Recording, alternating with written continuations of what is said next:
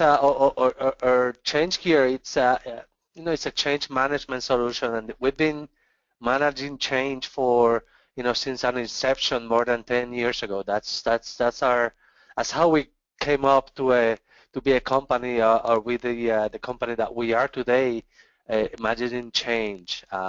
And we are a web-based solution, so your users will be accessing the solution via a web browser, and all of our views, all of our actions, all is based on roles and privileges that you set up, right? So depending on your role and your privilege, or your role within the change, you may have a different view or a different interface that you work with. For example, a change manager or a owner of change may have access to this view where they can see changes, see different views, interact with the changes assigned, and do things with the system. A manager or somebody that it's going in as a staff, or somebody from management, can have a dashboard view where they can see metrics and key performance indicators of the change process, right? Your management of change coordinator may have a view where they can see all the changes that require review. For example, they can see everything that it's tickets that needs to be reviewed. They can have access to a change calendar where they can see all the changes that are going to happen. They can also have the ability to capture notes or virtual.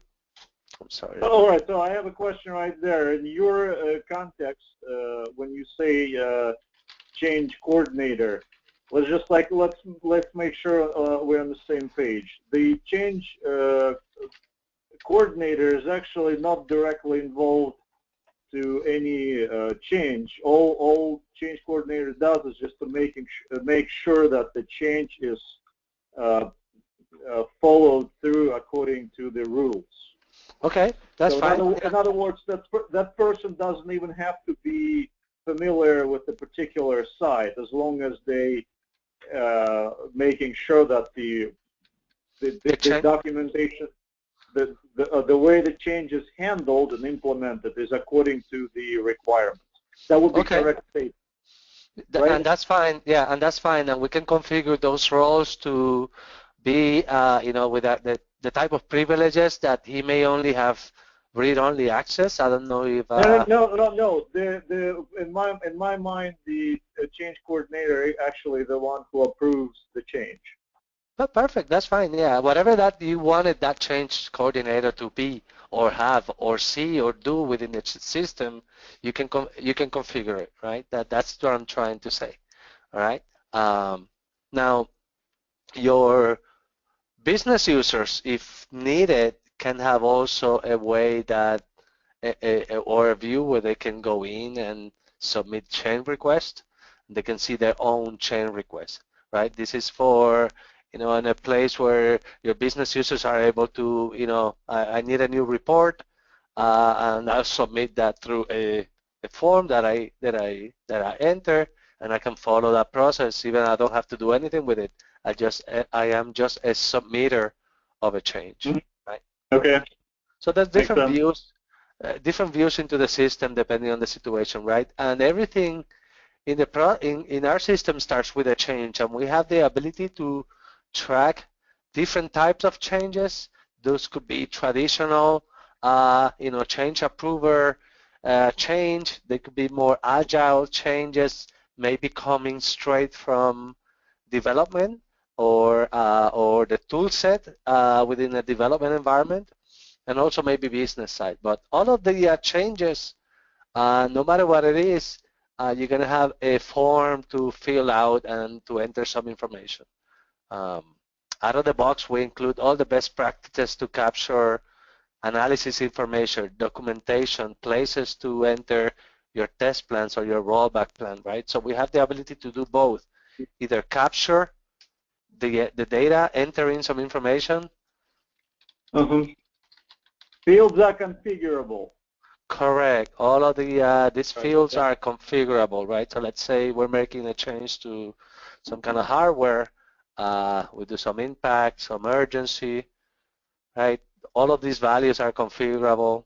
For example, maybe there's downtime required, so I'm going to bring down some Mm-hmm. servers. We put some information, plan date or duration. So let's say, Yeah, very this, very much BMC. yeah. So kind of the just fill out some information, right? It's always best practices, right? So if you look at all the change management tools, they all capture kind of the same information, Exactly. right? Documenting the change so we can minimize the risk. Let's put some due date, right? And The window. yeah, there's a process that will. Yeah, go ahead. I'm sorry. No, I'm saying defining the window for change. Correct. So you define that change, and you'll fill some information, and you're gonna have a form. You're gonna have an approval set up based on your data. In this case, it's just one approver that is going to be approving that system. You can probably add more approvers depending on your change, right? Depending on what the change process will be. Notice that there's the stages within Well, the. one moment. The approver has to be selected, right? Or In this case, has been selected. Joe Putnam is the approver. Those are set up based on business rules. So during the configuration of your change system, or the solution, okay. you'll tell me, you'll tell the system, okay, every change of type maintenance. That's a specific owner or specific approver. Correct, yeah. So that's kind of the idea, based on your types or maybe your impact, you set up your approvers, right? In the case of, for example, maybe a different type of change may have excuse me, a hardware change may have different approvers, right? Myself and Joe in this case, right? So you can follow different path depending on the change, right? So we'll allow you to configure that very easily. Is the top also configured where it says new approval assigned the flow, the flow itself? Correct. Yeah, the flow it's configurable, or the process flow. That's all based on your needs.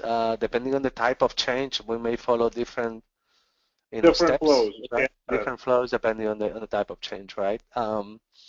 We include all the all the tabs for tracking the change, tracking the activities of implementation of a change, and that include what we call as tasks, right? So as we implement a change, I can create activities for users and track those individually, how much time and effort each one took to complete. This may be a change that only has one activity, maybe none. Maybe you track that, entering the information, or you may want to say, you know what, this has 5 or 6 steps. We're going to keep track of those individually. Now, what you're doing right now is fell under the license, the one who submitted, or this will require a license. Have to tell me, you have to tell me which license is currently you're using. Correct. No, I'm using a license now. The only ones that are free in our system is either a submitter of change that only submits a change and doesn't do anything else, or approvers. Submits a change but don't define the task. Correct. He doesn't. The one who defines tasks is actually already licensed, right? Correct. Yeah. Right. So I can create different tasks. I can track those individually, through the process, and then notice that there's a roll-up of values information here as well. I know as your information is being entered. Well, just that's right, because the one who submits the change would be typically not like an operator. I mean, yeah, like operator. Yeah. They would have no clue what the steps are or what the facts are. Anyway, he's got some pumps on it. Just initial, yeah. Yeah, that's how I always seen. The one who submits the change typically has no clue. In my cases, what I've seen a lot before, it was a help desk that submits the change based on the phone call. Correct. And they have zero information. Mm-hmm. Besides that, something is not working. And I've seen cases like that a lot, where it literally says something is not working.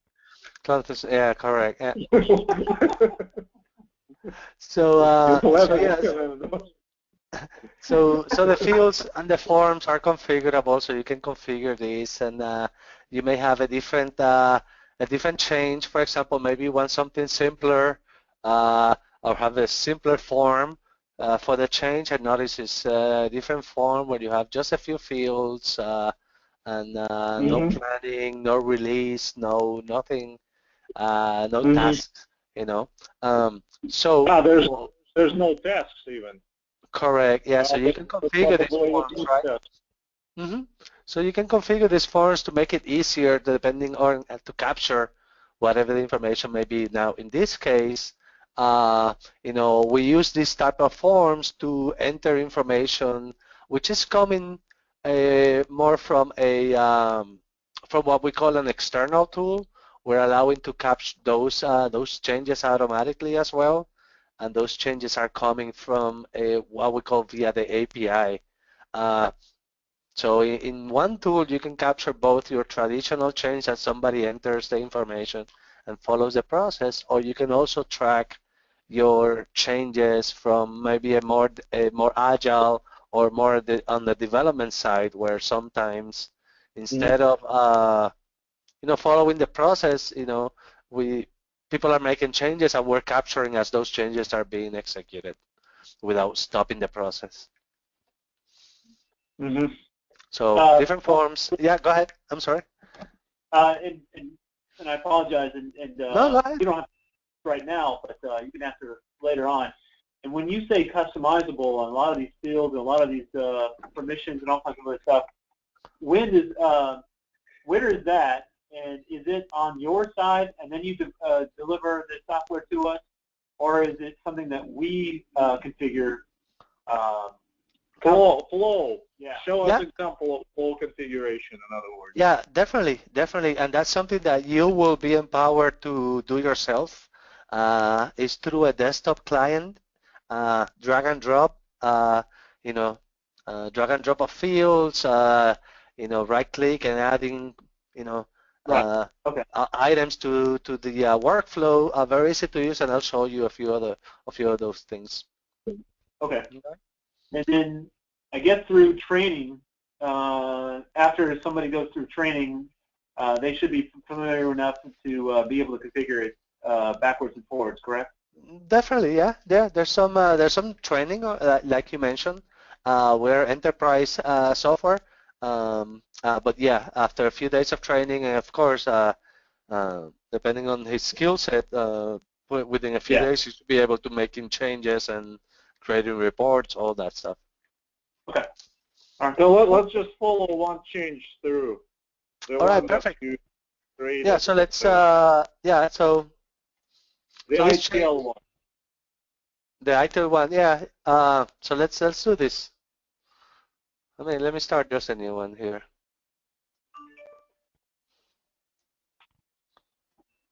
I got a kick out. Yes. Change. So well, okay. Probably no hardware. Yeah. Priority. I'm gonna put a due date.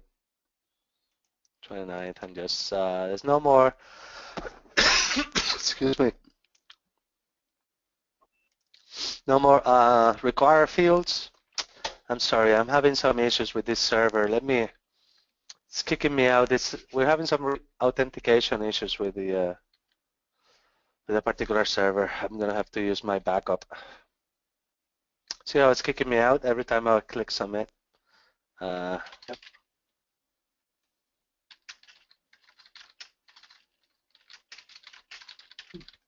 This is my old reliable server. Never fails.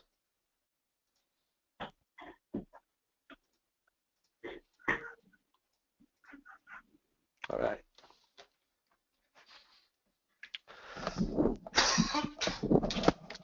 New change has been submitted.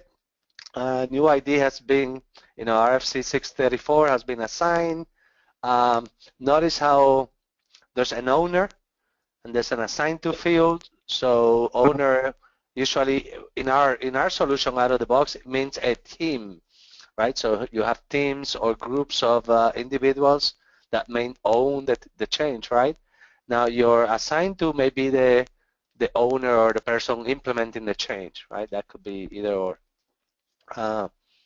Notice that my approvals have been set up automatically as myself and Joe manager.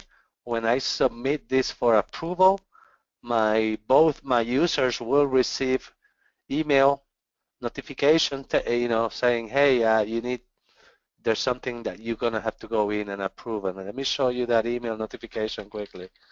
Mm-hmm. So something got in their queue, right? And that's the operations queue, correct? Correct. So now these approvers receive a notification saying, hey, there's a change to a server. You need to go in and log in or approve or reject that change. Mm-hmm. So that's basically, in my context, would be a change coordinator. Correct. Okay. Yeah, makes sense. Now, do you have a scenario like with the BMC where there's a multiple approvers required before the change can be released? Yeah, definitely. Yeah, that's something that can be set up. Notice how in this change there's two users. They're both part of a group. So let me go ahead and modify this a bit. I'm gonna ungroup them, simulating a multi-step approver, right? So I'm gonna save this guy here, right? Just gonna save in that new change, now as the change is waiting for approval. One of the things that I can do is just reply to that email that I got on the system and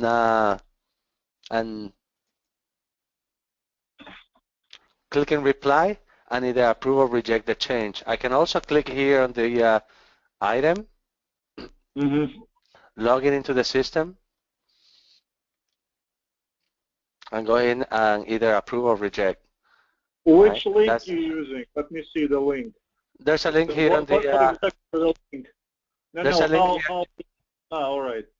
There's a link here on the notification that you can log in and approve your change, or you can just say, you know what, I'm going to reply to the ticket and approve the change, right? And just click reply. That's all I need to do. I can reply and reject as well if I want to reject the change. So you can just say either accept, reject, and it will take it. Approve or reject, yeah. Or one of the two actions will go ahead and approve or reject the ticket. So as I have my ticket,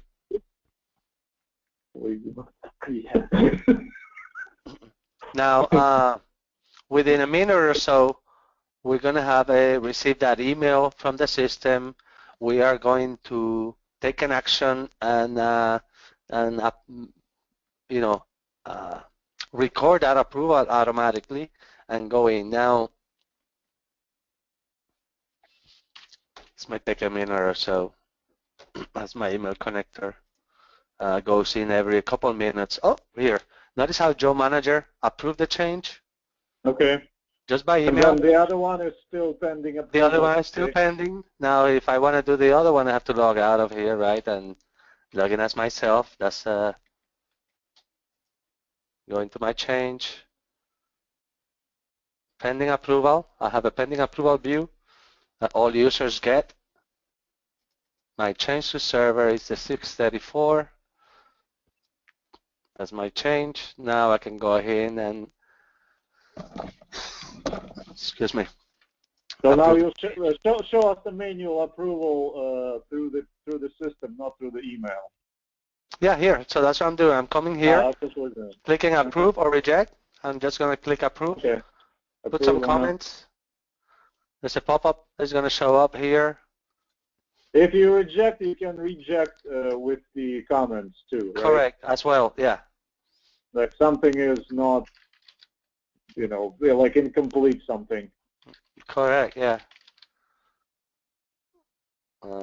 Joe, I'm gonna just put an assign to here as well.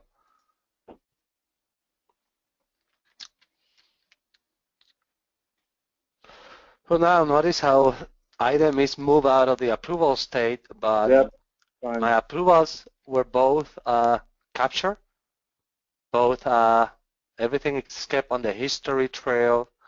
Notice how all the comments are tracked. Who's approving?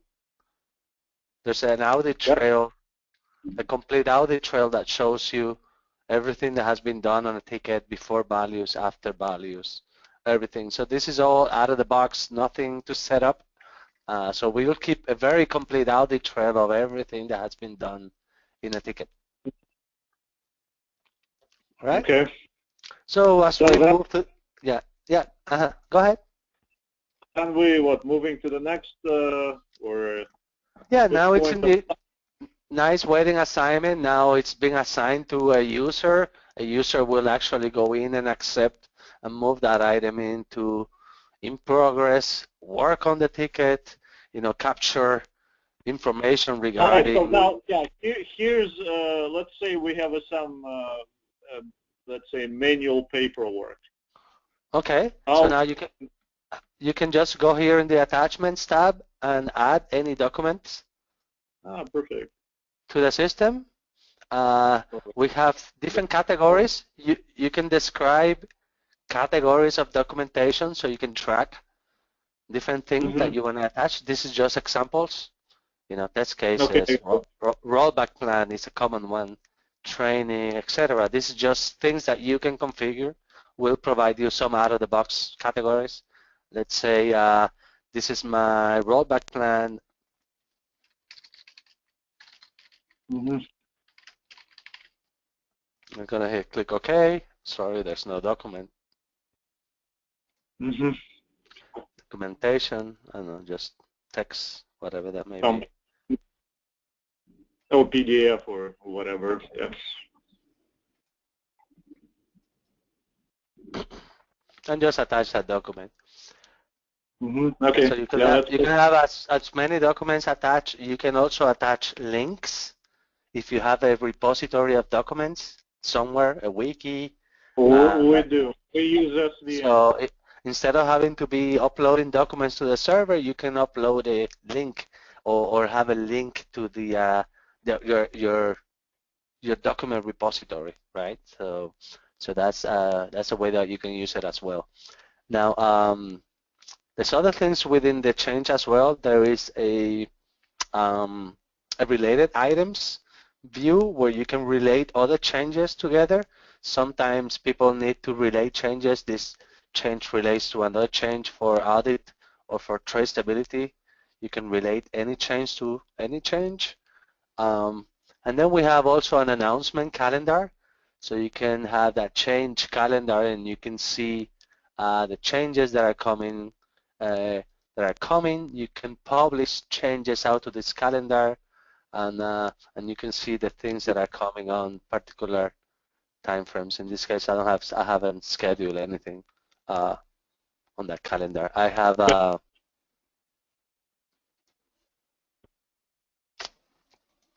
me go ahead and let me just check.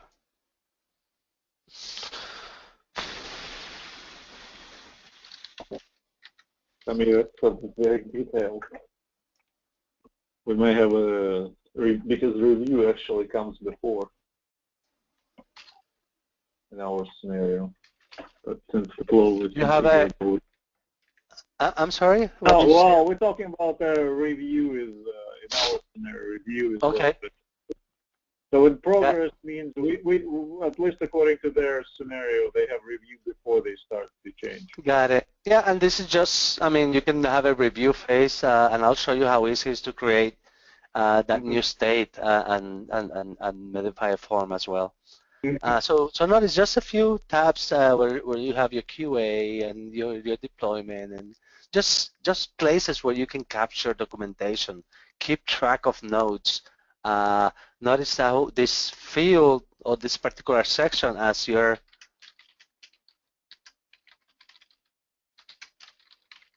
adding notes and saving those notes, we're going to keep a journal of who's making those changes, what are the things that are, have changed. So you can have this journal field of users collaborating and entering notes into the system, right? So as we go to the process, there's actions, if you want to request close or validation from the requester, you can do so, or just go ahead and, close or request more information. Just different options, to follow depending on that process, right? So that's kind of the steps. You assign, you change ownership, business rules, everything's configurable. Let me show you how easy is this to configure, so you have an idea.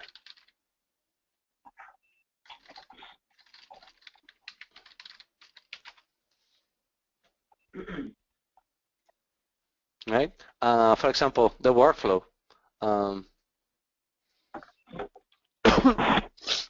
Those are just standard states. You mentioned that you want to include a review before the item is in progress, for example. So I can come here and say add process state. We're going to call it review.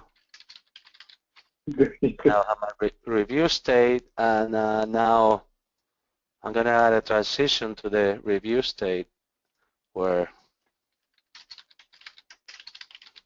I'm just going to review change, right? So now from the assigned state, I can go to review. The review could be done by a manager, for example, who makes the review, or the change manager, the coordinator of change, typical owning manager. The owning manager, perfect. So we can come here on the system and say, you know what, we're going to include this automation. We're going to assign this automatically to the user, or let's say that is the team owner or the owner manager or the assignees manager. So you can actually set up these automations and configure that, and then let's send it to in progress. Now it's reviewed.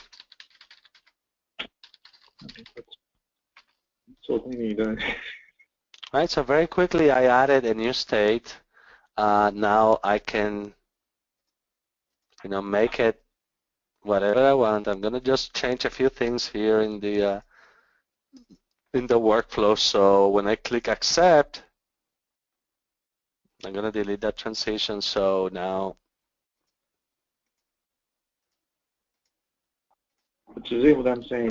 Basically, now, yeah. So now when the change is approved, now the only thing that they can go is review, and from review goes to in progress. Right? There's nothing else here, right? I modify that. I can change that behavior very easily. So anything that you see here, you can change. If you don't want this, you can change it. That's just out of the box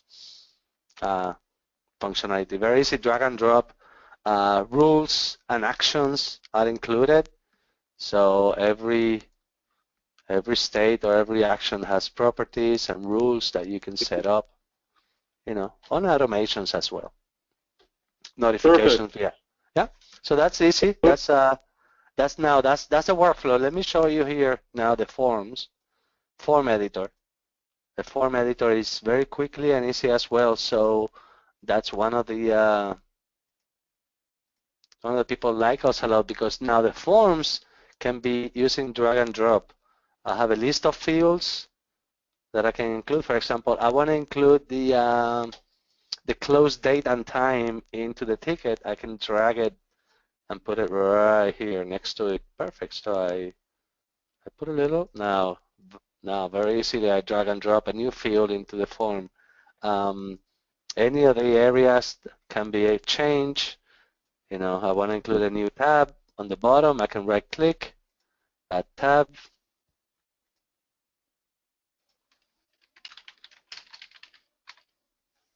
And then I can just drag and drop fields right from here, right? Perfect. Anything you have regarding the risk assessment or? Yeah, I have a form that can be. It's not it's not it's not included, but you can build it. It's just I'll show you an example of that. Yeah, we mostly would be dealing with a kind of more simplistic, but in some cases they might have a scenario, more complex scenario when it's significant change. The risk assessment would be needed. Mm-hmm. There is some HR related pieces, but from what I see, it's yeah, that definitely just adding those fields in there. That can be done very easily. Now let me talk a little bit about your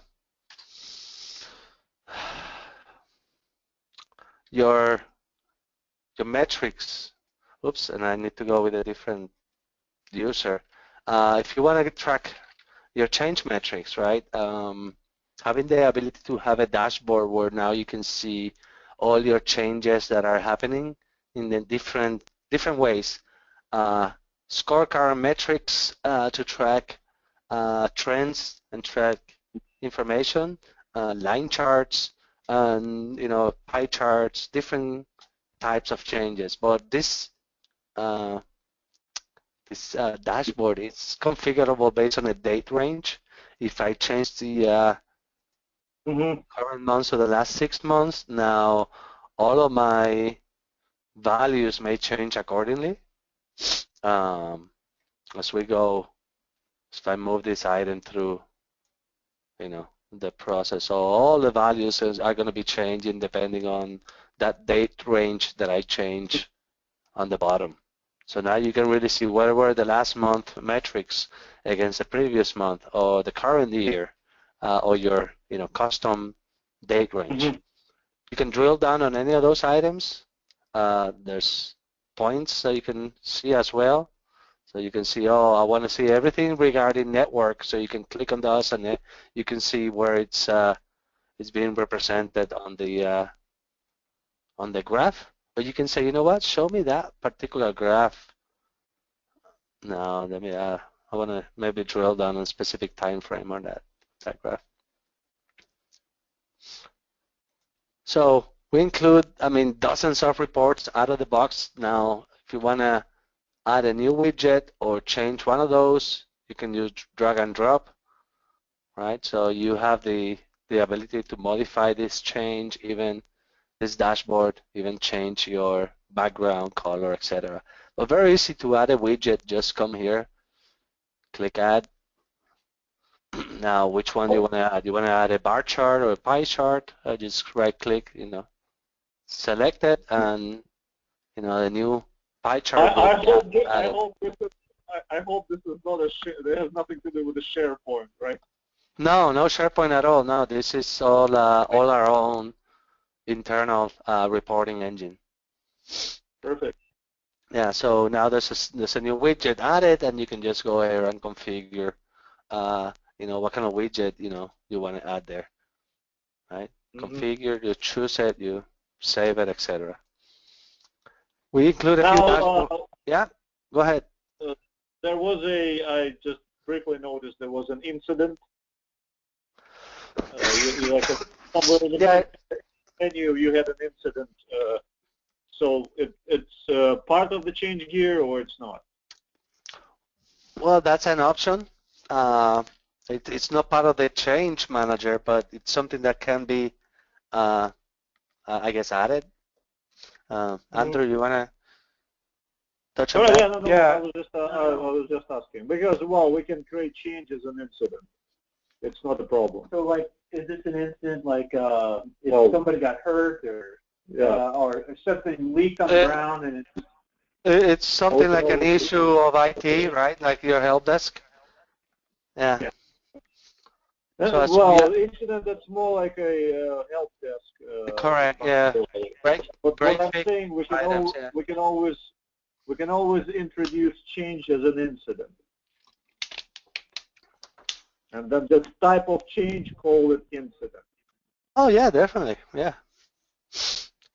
All right. So what else? All right, so those are kind of the reporting, the reporting piece of it. We have you know, we have the report section where you can build your own reports, table reports, pie charts. Very easy. Just follow the instructions of creating a new table, and there's no coding required. Just selecting a few fields, selecting the criteria, and just adding any of those. Now there is I see assets.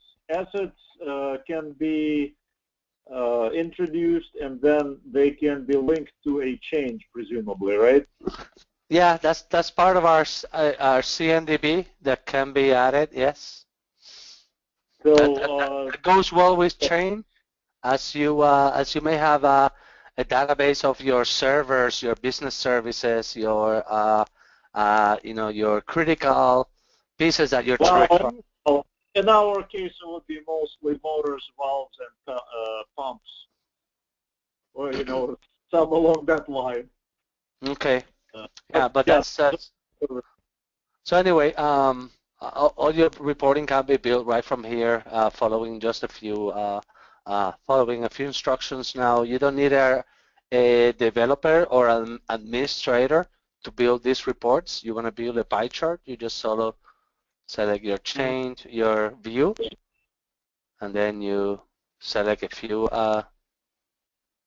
what's your column, what you want to, by change type, what's your category, name, and description. That's all you need to build a new pie chart, right? And it's very easy to create reporting with this solution. Now, the reports are generated, the output of the reports. Yeah, the reports are generated, and you can output out. If it's a table report, you can schedule it to run and email those reports. If it's a graphical report, like a pie chart or a table report, you have a bar chart, you'll drop it in the dashboard so you can see it. Okay. All right. Now, you have any other questions or comments? I think we're up to we have about 10 minutes.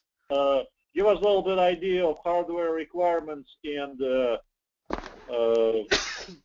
other question is, can I also run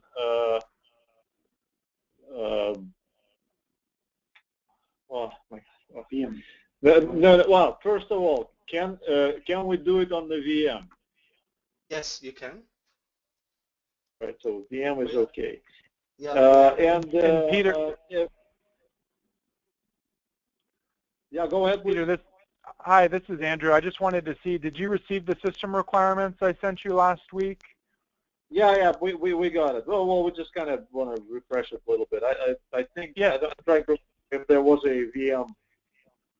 Was there a VM topic or not? Either way, we can't. All right, yeah, we're fine. So VM, good. Any like, let's say, what would be the optimum requirements for, let's say, 10 users? I mean, do you have any like? Yeah, that will be in the documentation. Well, my question is, what basic? Have you seen any bottlenecks on the performance, or like, if let's say there's a 2-3 concurrent users, is there any hiccups? But no, that's a very low number of users. We have our typical users are between, I don't know, 10 and 15, maybe more. But you have companies using with hundreds of concurrent users, so it's all depending how much hardware you throw at it, right? We're all Windows. No, I got it. So it's still resource. Yeah, all industry standards, SQL-based, Windows, we are very optimized our database, so this we're very fast. The screen as you move into your your views and your changes, it's optimized, so you can actually move around and move through stuff quickly and find the information quickly within the Any system. browser is supported, right? Or near any, but the major The browser. any browser, it has to be HTML5 compliant. So Internet Explorer, which before 10 is not supported, so 10 and 11 is fine. I think we're good with that. Firefox, Mozilla, Chrome is supported, no problem. Okay, perfect. The question that I was trying to ask earlier, I don't know if you have this scenarios, but can I run also Apache on a different port on the same server? You most likely can, even though we don't support Apache for our web server. Well, I understand. That's for a totally different reason. Yeah. As long as it's not interrupting the port of IIS, you shouldn't have a problem. Yeah, is port configurable or it's a standard 80? We have a standard port set up for, but you can change that. Okay. Yeah. Now, is it a yearly subscription or? Yearly. Yeah, yearly. And on the yearly, is there an updated version, or how does? Oh yeah, by the way, the updates. Yeah. When somebody is subscribed, would we receive the technical updates? Like if you issue a new, I don't know, service pack or fixed pack, or is that included, or presumably as a part of your annual subscription, you're going to get a couple of things. You're going to get all product updates and enhancements. So that's any patches, releases, whether minor releases or major releases, they're all included as a part of your annual renewal. It's also, all telephone support, all US-based telephone support, and then it's also a dedicated account manager in addition to your technical support, more of an internal advocate. Mm-hmm.